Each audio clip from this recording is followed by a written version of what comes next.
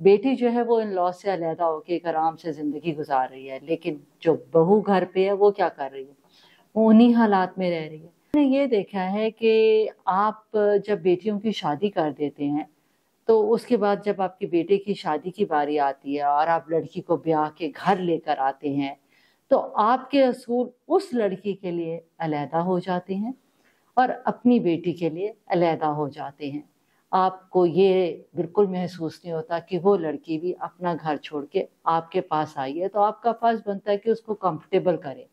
और स्पेशली अगर नई नई शादी हुई है तो अगर लड़की थोड़ी देर अपने खामद के साथ वक्त गुजार लेती है तो माँ, जो लड़के की माँ है, वो शोर मचाना शुरू कर देती है, बल्कि नंदे भी शोर मचाना शुरू कर देती हैं। हमारा भाई बदल गया, देखा ये तो जान मरीद हो गया। और माँ कहती है कि तुमने मेरे साथ टाइम गुजारना छोड़ दिया है, तुम तो बीवी की बात ही सुनते रहते हो। और फिर क्या होता है कि क्लैशेस घर में हो जाते हैं। और अगर यही चीज उसकी बेटी के साथ उसके ससुराल में हो रही हो तो हमारे जो रूल्स हैं और हमारी जो सोच है वो बदल जाती है। लड़की जो है वो माँ को फोन करके कहेगी कि ओहो, मेरी सास तो हर वक्त मेरे पीछे पड़ी रहती है, ये कपड़े पहनो, वो करो, ये करो, वो ना करो, खामद के साथ के वक्त गुजारी हो, जहाँ जाना है मुझे बता के जाओ। अगर मैं थोड़ी देर लेट उठ गई सो के तो शोर मच जाता है कि देखो कितनी सुस्त है, सोती रहती है, पता नहीं अपने घर से या माँ से कुछ सीख के भी आई है या नहीं सीख के आए। इसी तरह जब बेटियां अपनी माँ को फोन करती हैं तो वो ये भूल जाती हैं कि उनके घर भी एक लड़की ब्याह के आई है जिसके साथ वो इसी तरह कर रही है। तो उस वक्त उनको ये चाहिए कि वो अपनी बेटी को भी समझाएं, लेकिन माएँ अपनी बेटियों को तो समझाती नहीं है।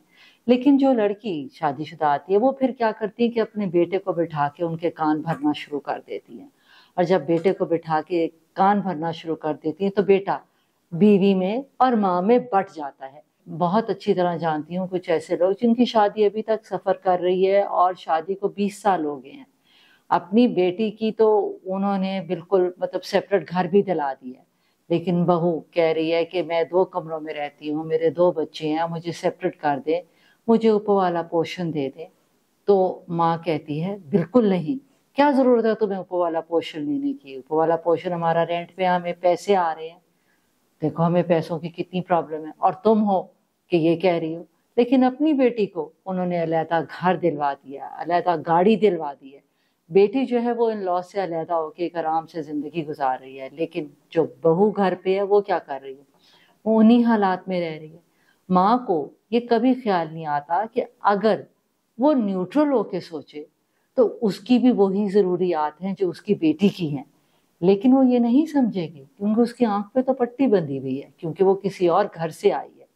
तो हम इस तरह क्या करते हैं कि हम बहुत बन जाते हैं नेगेटिव चीजों में और कंपटीशन करना शुरू कर देते हैं, विच इज रॉन्ग।